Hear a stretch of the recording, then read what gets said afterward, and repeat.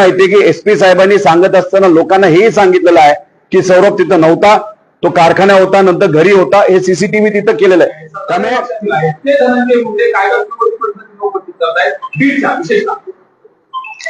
त्यांचा विषय ते मांडतायत, त्यांचा पक्ष वेगळा, ते का मांडतायत, कशामुळे वाटतायत. याच्या आधी इथं असणाऱ्या सामान्य लोकांवर जेव्हा अन्याय झाला कुठल्याही समाजाचा, तेव्हा ते का नाही बोलले? आता बोलतात गुन्ह्यांना तिथं न्याय मिळालाच पाहिजे, फार अन्याय झाला. त्यातले 50 पुरावे मी समोर आणलेत. आमची भूमिका एवढीच आहे, त्या 50वर ॲलिगेशन झालेले.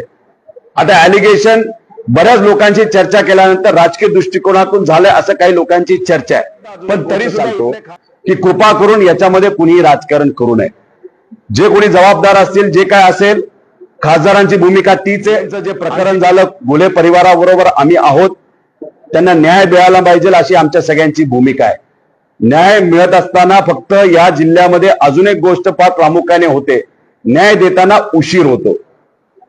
तुम्ही महादेव मुंडे प्रकरण बघितलं असेल तर 3 वर्ष झालं अजूनपर्यंत त्यांना न्याय मिळाला नाही. संदीप भैया आणि आम्ही सगळेजण त्यांच्या घरी गेलो होतो, त्यांच्या पत्नीला भेटलो. भेटल्यानंतर आम्ही आक्रमक भूमिका घेतली. मग सरकारला जाग आली. त्या मातेचं, त्या पत्नीचं म्हणणं असं होतं की बाबांनो, आम्हाला हे अधिकारी इथं लागणार आहेत तपास करायला.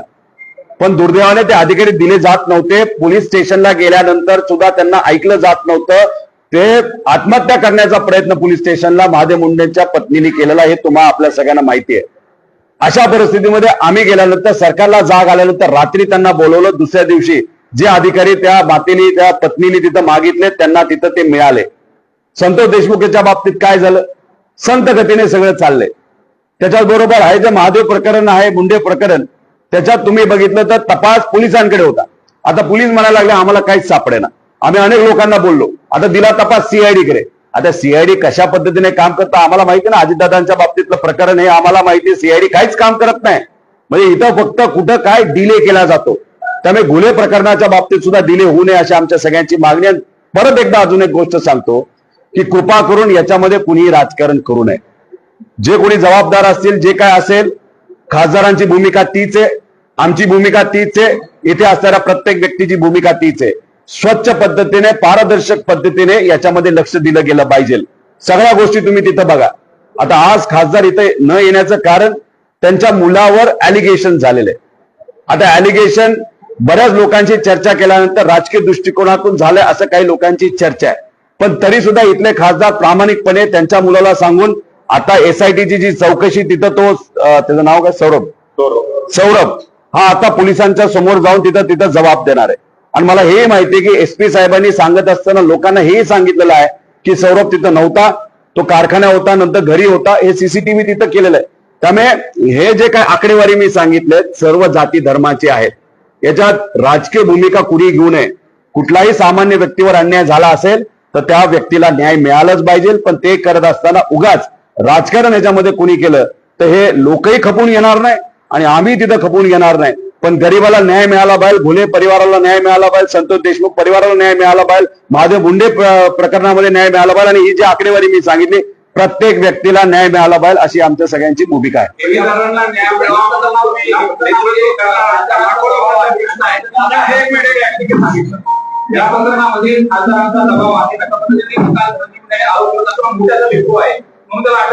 खासदार साहेबांनी या बाबतीतलं स्पष्टीकरण दिलेलं आहे.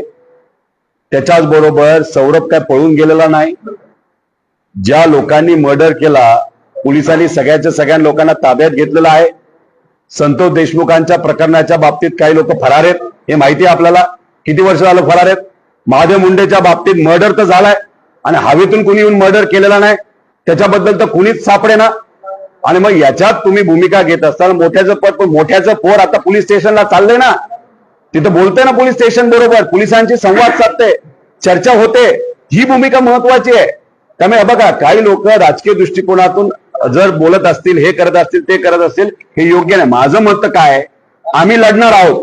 या जे काही 100 लोकांवर मर्डर झालेले 100 त्या परिवारासाठी आम्ही लढू. जे काही 200-300 महिलांवर बलात्कार झालेत त्यांच्यासाठी आम्ही लढणार आहोत. विनयभंग 500 लोकांवर त्यांच्यासाठी आम्ही लढणार आहोत. आम्ही जाती धर्म बघून तिथं लढत नसतो. त्यामुळे भूमिका घेत असताना आम्ही शेतकऱ्याची भूमिका घेतो. आज 99% शेतकरी इथं सगळ्या समाजाचे सगळ्या धर्माचे आहेत. त्यासाठी आम्ही लढतोय, या लोकांसाठी सुद्धा लढणार. त्यामुळे याच्यातून कुणी वेगळी भूमिका घेऊन राजकारण याच्यामध्ये आणू नये. न्याय मिळाल्यासाठी पोलीस चांगले आणा. सत्तेच्या विरोधामध्ये जर रस्त्यावर उतरावं लागलं तरी सुद्धा उठेल आणि एकंदरीत जिल्ह्याचे जी कायदा व्यवस्था आहे 22 खून याचा उल्लेख केला आणि एक संतोष देशमुख यांचा खून झाला तर 3 होणार होते.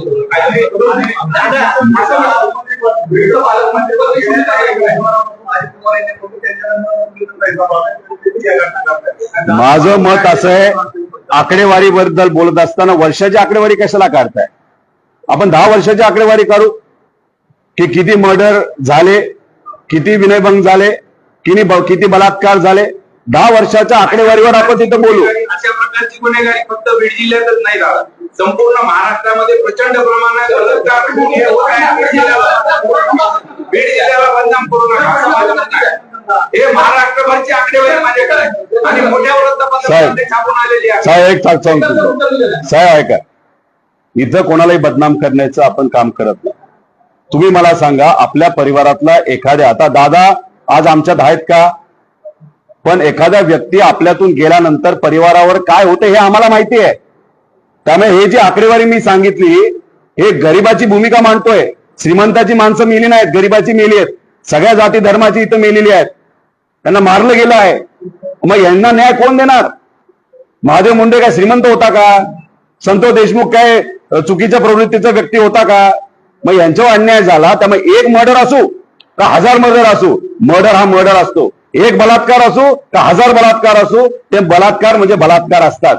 त्यामुळे मला एवढंच सांगायचंय, आकडेवारी काढत असताना आपण 10 वर्षाची आकडेवारी काढू. कोणाला न्याय मिळाला, कोणाला न्याय मिळाला नाही. न्याय मिळाला नसेल तर का नाही मिळाला, तिथं पोलीस अधिकारी कोण होता, कोण पोलीस अधिकारी किती वर्ष एकाच पोलीस स्टेशन मध्ये आहे, एकाच जिल्ह्यामध्ये आहे, एकाच तालुक्यामध्ये आहे, हे सगळं आपण बघितलं पाहिजे. किती ह्याच्यामध्ये आपण FIR केलेलं आहेत, किती ह्याच्यामध्ये चार्जशीट झालेली आहे, किती प्रकरणं कोर्टात गेलेले आहेत, किती प्रकरणं कोर्टात घेऊन त्याला न्याय मिळालेला पाहिजे, याचा अभ्यास आपण करू. हे बघा, लढत असताना वर्षभरासाठी लढून चालत नाही. लढायचं असेल तर आतापर्यंत जो अन्याय झाला त्याच्यासाठी लढलं पाहिजे. कायदा व सुव्यवस्थेसाठी तुम्ही लढत असाल तर आमचं मत आहे त्याच्याच बरोबर आज शेतकरी मोठ्या प्रमाणात अडचणीत आलेला आहे.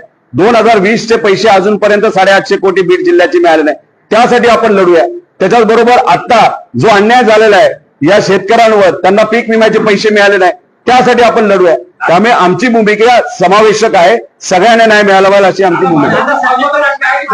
हा विषय मांडताय, जे राष्ट्रवादीचे आहेत, जे माजी पालकमंत्री आहेत, जे अजितदादा पवार यांच्या गटाचे आहेत, सत्ताधारी पक्षातील आहेत, ते धनंजय मुंडे कायदा उपस्थित करतायत बीडच्या विशेषतः.